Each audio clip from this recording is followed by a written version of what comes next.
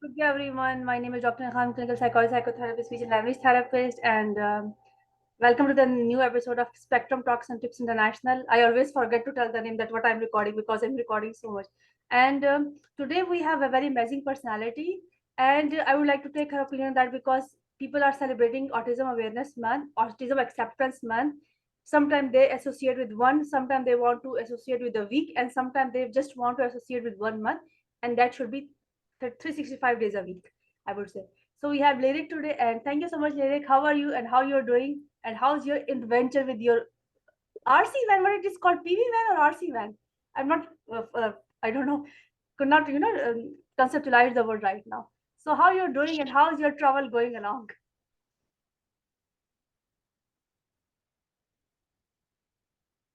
Doing really well. It's April, Autism Month, of course. But my autistic partner and I were on the road with our 5 dogs in an RV, and it's spring, so we're just starting to get to where it's nice and warm, and we can enjoy the weather a little bit. So it's a good time of year. Spring's my favorite time of year. Yeah, I think it's not too much cold and too much hot, but I think for sensory being that the because we are sensory being and we need to be cozy actually. The more cozy, the more comfortable we are able to produce better things. Like we can work better, better books and things like that. So I would like to you to tell me about, because before this recording we were talking about our your own diagnosis and how you came to know about yourself. Can you a little bit explain over here again so that we just start this discussion? When you diagnose yourself or when you was diagnosed?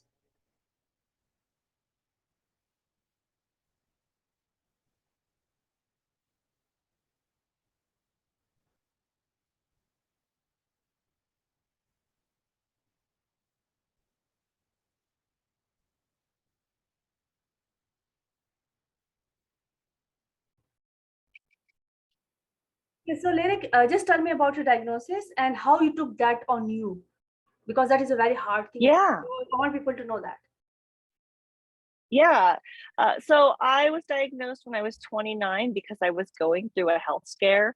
A lot of autistic people have other co-occurring health conditions in addition to being autistic.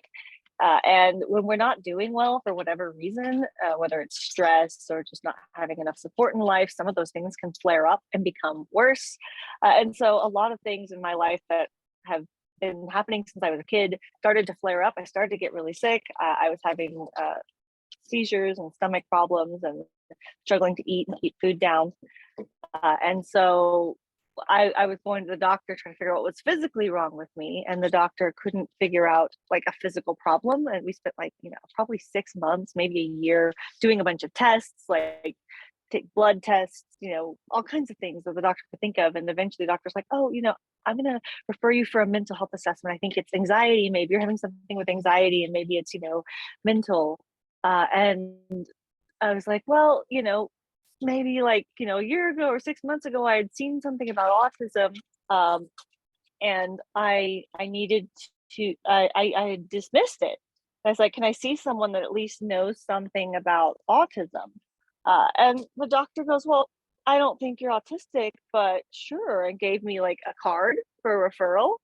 And so I went to see a specialist that was knowledgeable in autism and anxiety, because those were the two concerns. And after, gosh, probably about a month or two, like once the assessment started of like interviewing me and interviewing a bunch of my loved ones and reviewing like videos and information and like school reports of how I had been as a child, because a lot of the diagnosis is based on how we were as children, because that's kind of where the research has been, is on autistic children. So there's not a lot of research on autistic adults, and as adults we can learn to camouflage and hide our autistic traits.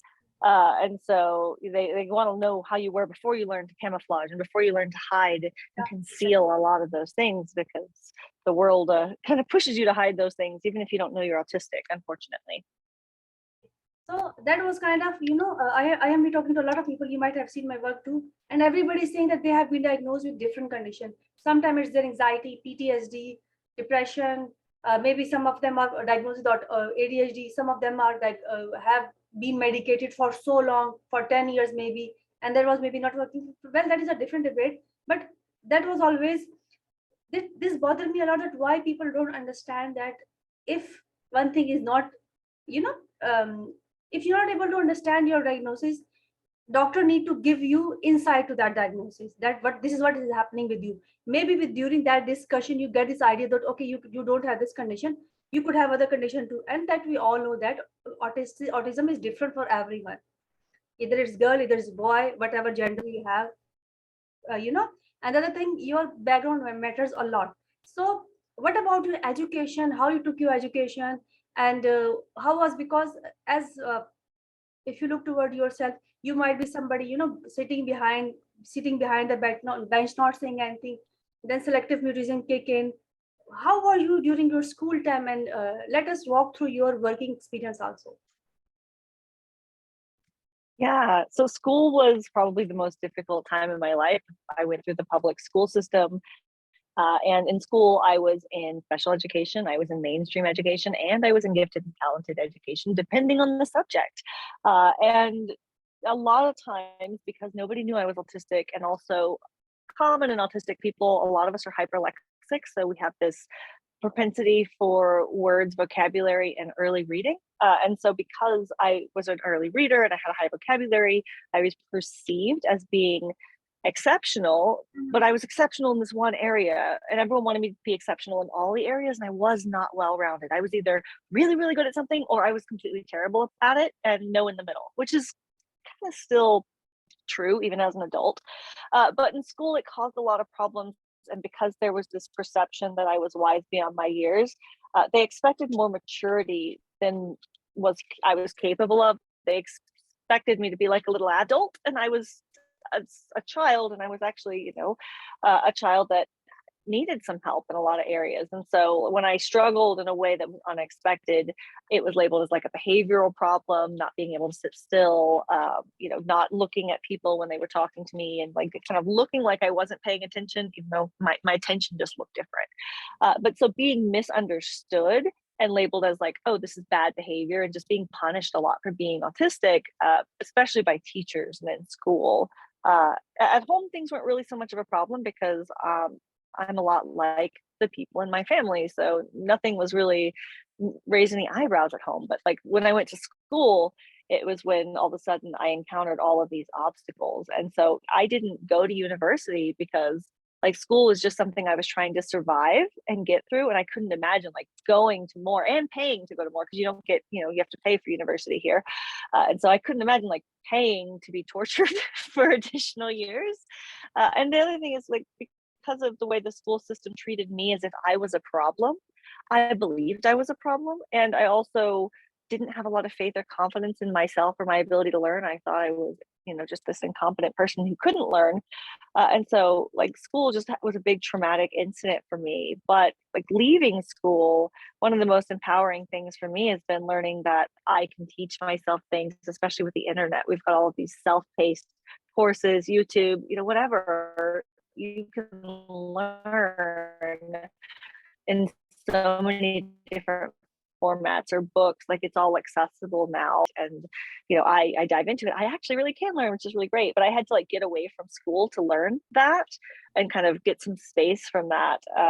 And so like I jumped straight in from school into like working, and even before that, like when I was still in school, I was working because I worked in the family business a lot, which turned out to be really good because my guardian, my mom taught me a lot of things about like running a business. And so like I knew kind of most of the basics that people go to business school for. Even when I was like 11, I'm like making bank deposits and taking things to the bank for my mom, and taking care of orders for the vendors, and like handling inventory. Like wow, how many 11-year-olds know how to do that stuff? Oh, Not a that is a lot. difficult thing, by the way. So that was really nice that I went into the workforce having like skills already that a lot of kids like wouldn't have.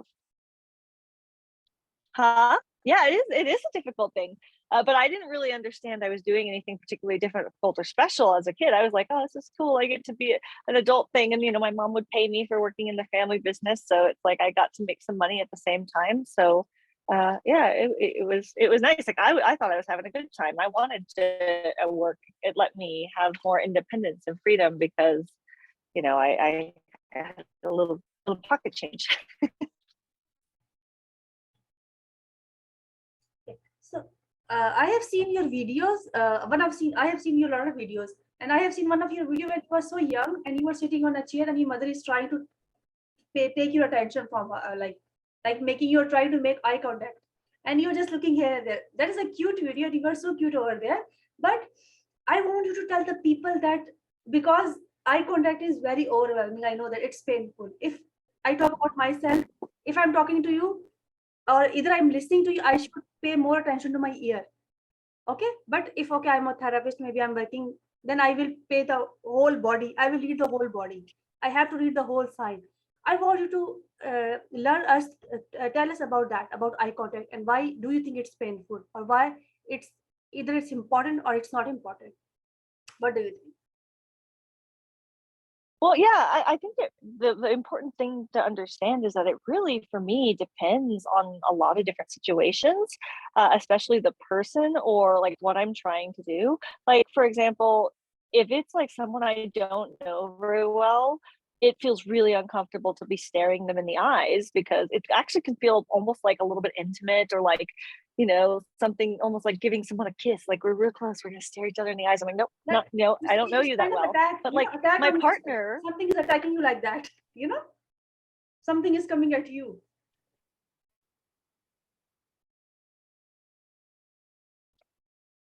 yeah, yeah. And so and it's just too much. But if it's like my romantic partner, I like looking at his eyes. I like them. I like his eyes. There's something that is friendly and happy to me. But at the same time, also, like, if I, like, right now, I'm trying to gather my thoughts together and I'm trying to, like, yeah, I'm a visual thinker, so I need to like pull things out of my brain. And so if I'm staring at somebody's eyes, it disrupts my ability to like get those thoughts to come out because it's like I'm distracted. I'm too busy thinking about the eyes, and I can't get a cohesive like thought pattern. Or if I'm trying to if I'm in school and they're teaching me, the teacher's teaching. If I'm staring at the teacher, my mind is going blank, and I'm not like recording the information because I'm like, okay, nod and smile. Okay, look like you're paying attention. Okay, did the teacher say something? I have no idea. I'm looking like I'm paying attention. That's all that would be going on if I was faking it. Instead of just, like when in school, it would be like drawing and doodling while the teacher's teaching. And it's like, I look like I'm not paying attention, but really that's keep my brain active enough to where like if the teacher was teaching something really boring, I wasn't going to fall asleep because it's like I'm also doodling and I'm listening. Both can be true. Yeah, so it's more like dependent on the person. Now, I would like you to tell us about your internet journey, because you said that you have taught yourself a lot, and that also connect with your book and the book that you write down about workplace diversity. Can you please tell about that, your journey with the internet, because it is also an overwhelming place. Internet, when you're putting your stuff on the internet, when you're doing a lot of live sessions, a lot of things are coming toward you, and it is difficult to take a lot of things in. How you manage that, and how your journey is being all the years.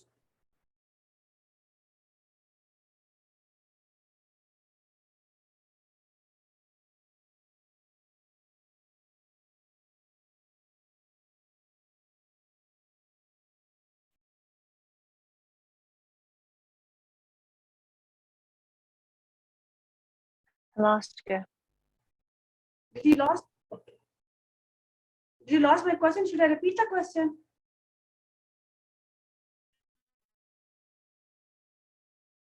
You're having some kind of issue with the internet.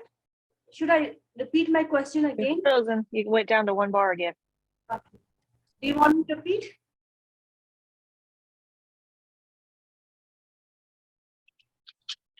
The captions aren't even coming in.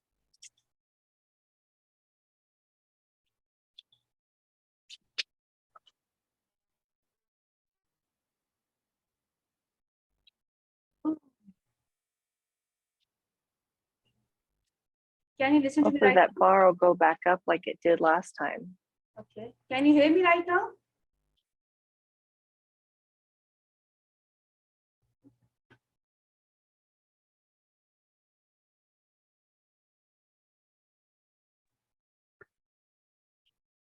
Yes, we're back. Now talk again. Okay. Hello. Yes, again. It's still going on, recording is going. So I was asking about your journey to the internet because internet is a very overwhelming place because one like, dislike, one comment can give you anxiety. That's how we are. We are very sensitive. People are like over here, we are talking about neurodiversity. We are not saying people are not sensitive who are neuro, but over here, the conversation is between two people. So can you please tell us about that? And also, I would like you to tell us about how you were putting your things on the internet and also about your book. After that, we will talk about your book. But right now, your internet journey.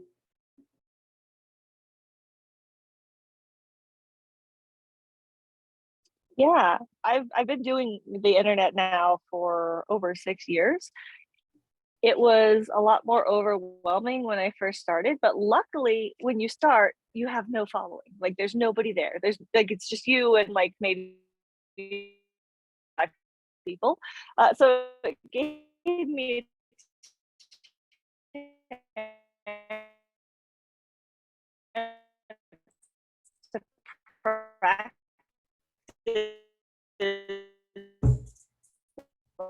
like putting thought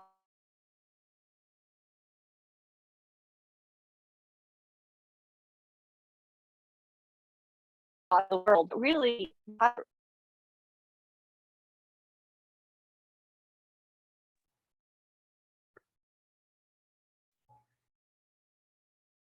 I think you need to repeat again what you were saying. So you were saying that you are doing this internet for 6 years, and in start you don't have followers. Now you have followers. Uh, so what kind of negativity you felt from that internet, like in form of overwhelming sensation or too much, delay with executive function, emotional regulation problem? Did you face over there this over there or not? Like you being on internet, you being all the time, maybe doing a lot of live sessions on internet. Hello. Can you hear me? Yeah, yeah.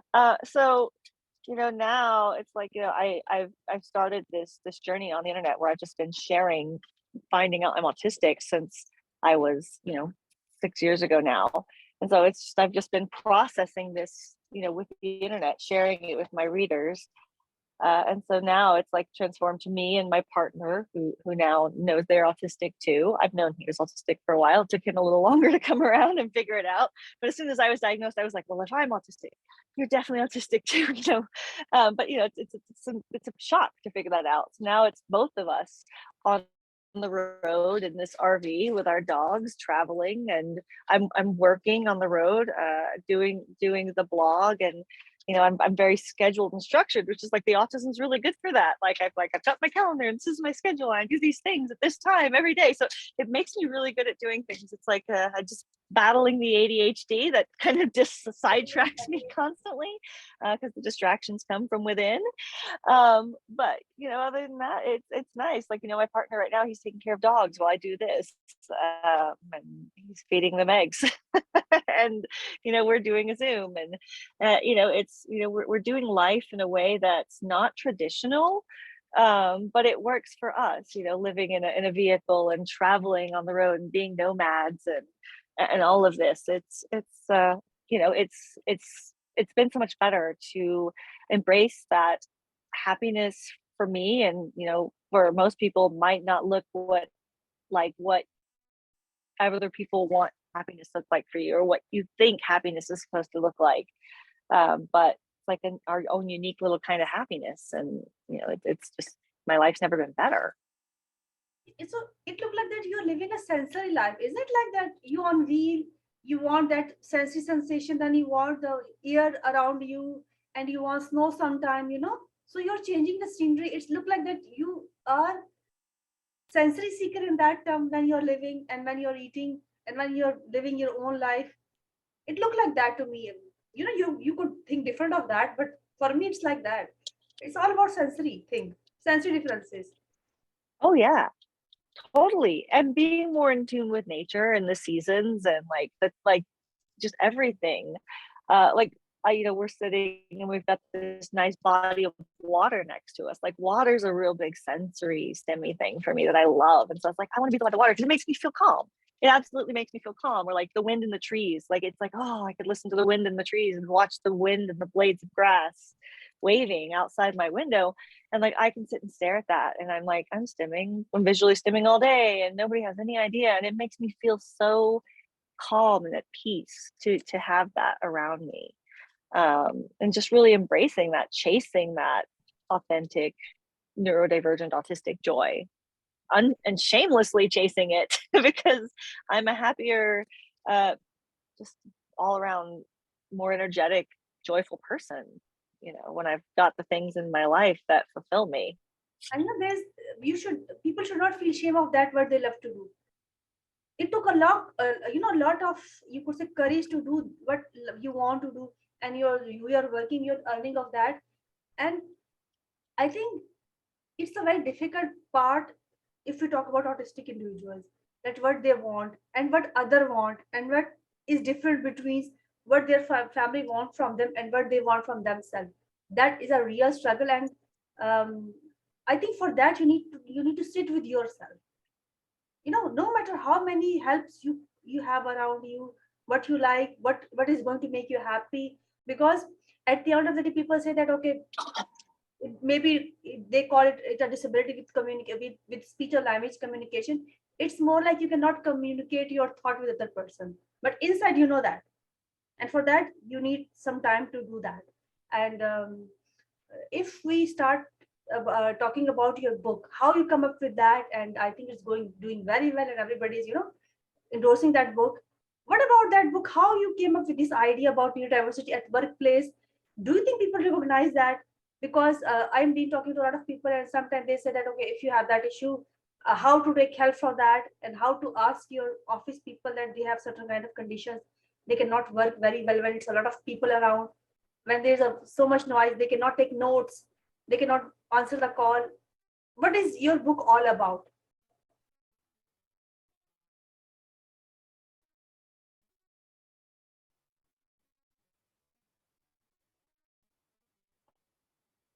But now it's frozen. Oh, I guess. Yes. Yeah.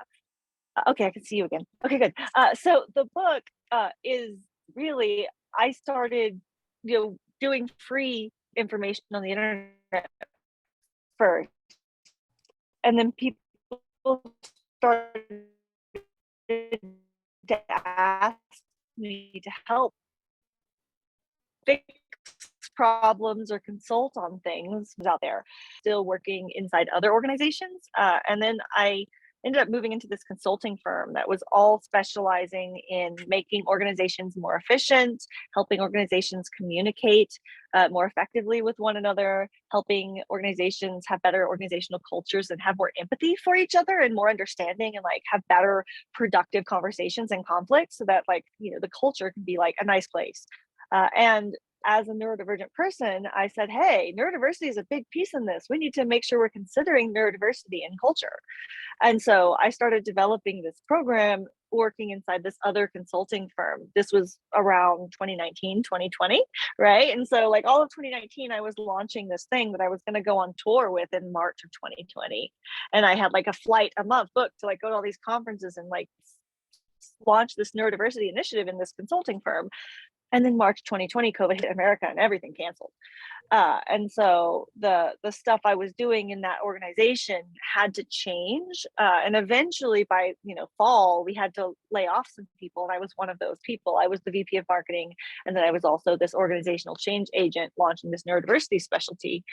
And so I was let go, and we all cried. It was like we're still friends. We're all good. I worked with them on some consulting projects through that next year as an independent consultant, but I was forced out of the nest, and I started doing this on my own.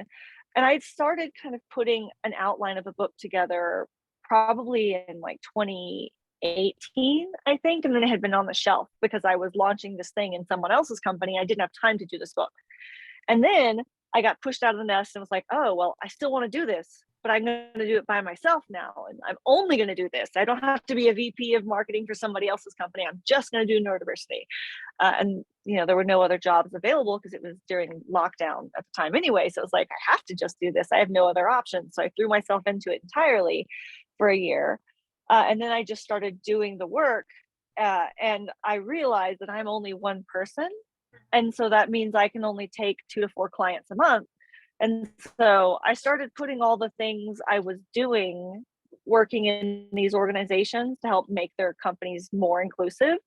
And I started putting it into the book. And I started to realize that the book had to be a priority because there's like, once I was only doing neurodiversity work and nothing else, I was like, there's so much work to be done.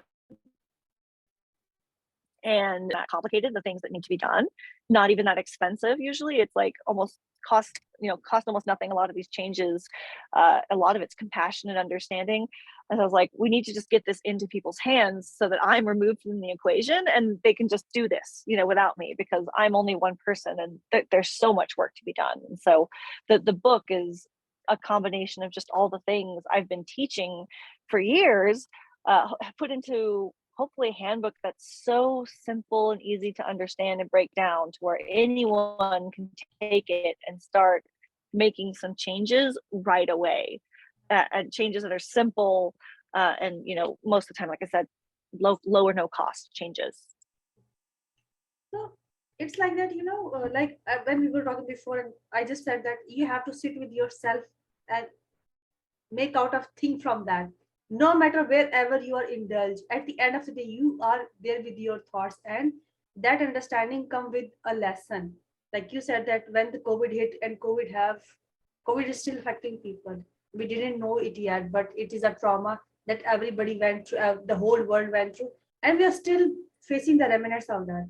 So that the book that you write it down, and I think you must be proud of yourself, because I'm feeling proud of you that you make things easier for other people so that you can focus on something else that you want to do, plus also taking your own clients if somebody come to you. And I think that is a maybe a smart move, but it was a difficult move for you to come up with that decision. But I think at that time, sometimes you say that it is the right time for everything. Maybe that was the right time for you to come up with that book, the work that you do now. I would like to ask you uh, um, what it is like, because I've seen like Forbes also endorse your book and they mention about your book. Did you get feedback to your book, and what did it make you feel when people read your book and they comment on that book? What did it make you feel? It was scary putting this book together for all these years and having no feedback until I had that first draft. Yeah. And up until you get that first feedback, you're like, I think this is something, but the inner imposter syndrome is like, but maybe it's garbage. Like maybe it's garbage. Yeah, and then you get it out there, and the reception has been overwhelmingly positive. And I think it's still a 5-star book on Amazon. And it's like, okay, it really was something. Like you're hoping it's something. I was hoping it was something. I was thinking it was something because I know these things I've been teaching have been helping organizations I've been working with. I've seen the change. I've seen the benefits working, one-on-one.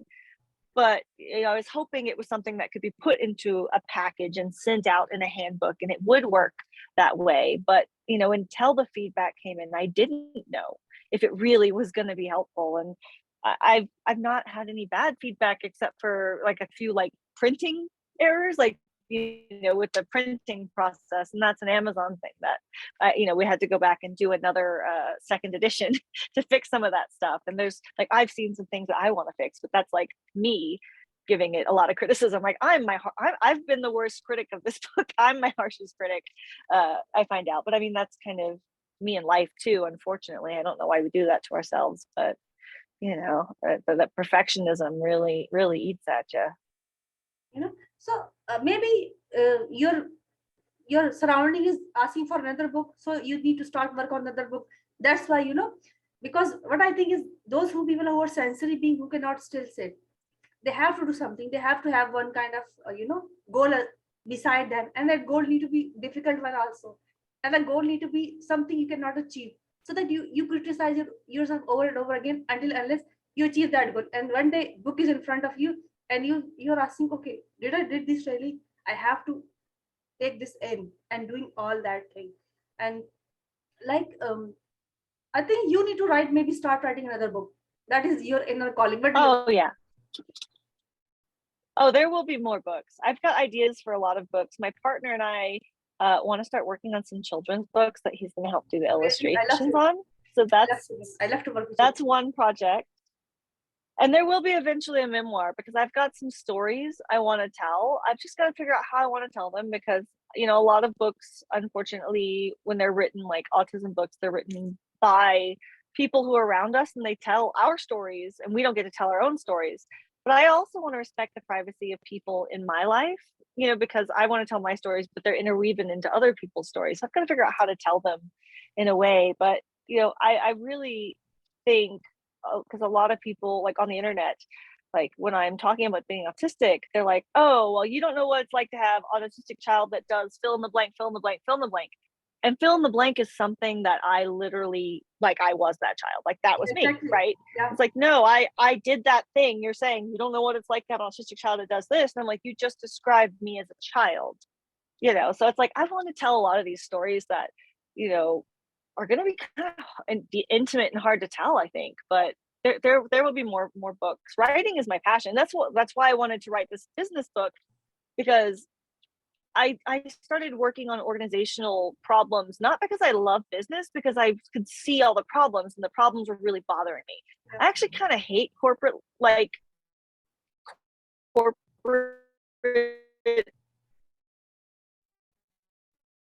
American corporate everything. I know just staring me in the face and I couldn't let it go. So I want to do a lot more writing. I'm a storyteller, you know, and I've got a lot of stories to tell. You know, the thing is that what I feel about being a person who is autistic, or if you talk about yourself, half brain is autism and half brain is ADHD. So a lot of things popping up. It's not like just one thing. You have to struggle and juggle around your two brains. But like you said that when you find your voice, then you want to talk about that. Then you want to talk more and more and more. And I think then you should talk that, because for whole life you have been second that you're wrong. No, it's not happening. You're too much drama. You are just telling something wrong. And somebody told me this day before yesterday. Somebody said to her that for once in your life, please stop, you know, telling a story and tell us what is happening with you. You know, so many struggles around. Like if I have seen you, even you have posted your meltdown videos too, and that is something very difficult to do. That I want to know that how you did that, how much courage went through posting that video, because meltdown is something the lowest of a person, a human being. People don't understand. I call it a medical emergency. It is a medical emergency, but how you find courage to do that, to post your meltdown video? Yeah. Well, you know, I feel really strongly like a lot of these meltdown videos that are on the internet are children that probably haven't consented to putting that video out there. And so I have meltdowns, and I think it's important for people to see that this is something that happens and to like humanize that experience. And so like in advance, like my partner and I had even talked about, like, I'm like, hey, like if I have a meltdown sometime, like you can film it, okay? Like I'm giving you permission, and it probably would be a good idea to catch this for educational purposes, because I am an adult, I'm completely openly autistic, and I am fully aware of the consequences of that video being out on the internet. And so that, in my opinion, is the only time a meltdown video should be shown on the internet, is if the person in the video is consenting and posting it themselves, you know, for Exactly. educational purposes, Yeah, to show what that looks like. And so, you know, I thought that was important. And you know what I Yeah, think about and that so is, I thought it was important to yeah, show it like was what that, important, and you know, it was that, very courageous. and that adults still have them. Everybody have, like, not everybody. I'm talking about our community, and I'm not saying like we are neurodivergent community, because I don't want to differentiate between people neurotypical, neurodivergent. This exists actually. We are not doing something which was not. It was always there. Neurodiversity was always there. It's not a pandemic. It's not like somebody get COVID. It was always there since childhood, maybe before, but we don't know. But it is always, it was there, and it will be there. So if somebody is trying to cure it, I don't know what they're doing with that. They got a lot of money and they're putting into that. Kudos to those people who want to do that. But I want just people to understand one thing, that if somebody is talking about real struggle, if you don't like, just go from that place. Like, you have 1,000 places on internet to go to, instead of judging those people, judging their experiences. And you can just be there, and you just don't need to agree with us, but we are saying, if you have something, Yeah. you can do that. If you don't agree, you can leave that place, instead of making people accountable for what happened with you, something like that. And I don't, sometimes people are not even understand Yeah. what is happening over there. Like, you should have get out of Yeah. bed, just get out of bed every day and do what other people are doing. If you have food allergy, why don't you eat this? Just get out of that. And I think it's not possible like that. It is what you are. And by doing those sessions, by doing those discussions, like you writing your books, you want to tell your story. And I would like to encourage you to do more stories, because yes, you are a storyteller, and if you love children, do more about it. It could be illustration, it could be in form of storytelling, it could be your story. Maybe you don't need to add people, but you're the one who need to tell your story. And like you were saying that, yes, you were a child, we were children, and we still are children. Children have our insight because we have those memories, we have those reactions. We cannot take that child away from us. So somebody is saying this to you, you're not talking about our children, my children having that. We were children, and we have problematic maybe childhood, in terms of not getting the understanding of environment, that what is happening with us. Like, all the time guilt is coming from our side, like, we did this because we were there, we were present there. If I was not there, it wouldn't be happened. Like, if we talk about any kind of incident, and there's so many things maybe to tell, and somebody have to tell the stories. Like, any, like, at least one person is there and telling the story. And I say that it is a lot you're doing, and I love the way that you work, and that I love the way that you do, and that I love the way you share your happiness with people, and you're happy the way that you're doing. And I think that should matter the most for the person who is around you, and the person who is you. And at the end, I would like to say that, is there something that you want to say to us? And I would request you keep on doing what you are doing, and please write more books. This is what I would say. At the end, what you would like to say? And um, if somebody, and also please tell us that where people can find your book. It's just on Amazon, or somebody, it's, we need to go to some other places to buy your book. Yeah. So my book, probably the easiest place for people to find it internationally would be through Amazon. Because in America, they also have it on Barnes and Noble. If you go to neurodivergentrebel.com, there's a menu bar on my website. It says book, you can click it. It has a bunch of links to a bunch of different distributors to get the book. It's called Workplace Neurodiversity Rising. Also, if you want to request a copy in your local library, ask your library to get the book. Libraries get it. They just have to know to look for it. So now it's an ebook and a print book. I'm working on recording the audiobook right now. It's going to take me a while. It's hard. It's harder for me to do it that way. But I guess we will soon hear your audiobook also in your own voice.